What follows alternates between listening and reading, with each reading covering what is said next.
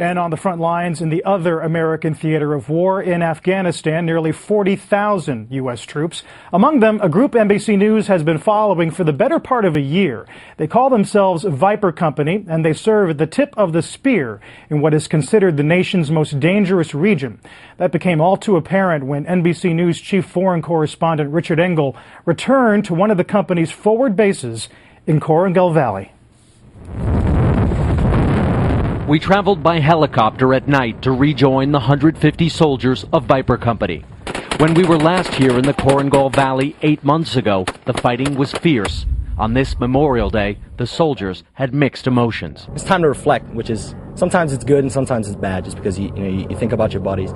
At the same time, though, like I'm extremely proud of what they sacrificed, proud of their families. Viper Company has lost 8 men, 30 injured. Kind of depressing not to see one of your friends or your guys you've been fighting with not there, knowing that he lost his life here. I was the truck commander when we lost our first guy.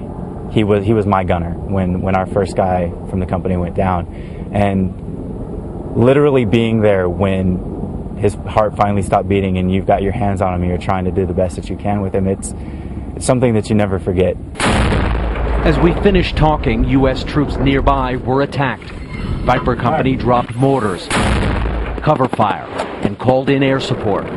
No U.S. soldiers were injured in this attack. After that, finally, they did have a Memorial Day barbecue. It wasn't much, some dominoes, a few songs on a guitar. But the quiet never lasts here.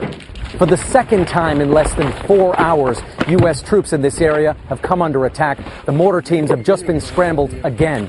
In the 11 months since Viper Company took control of this outpost, the soldiers here have been in more than 500 firefights. As night fell, the soldiers fired more mortars. But these were different. 8 illumination rounds, each one a tribute to a fallen soldier, as Viper Company remembered its own.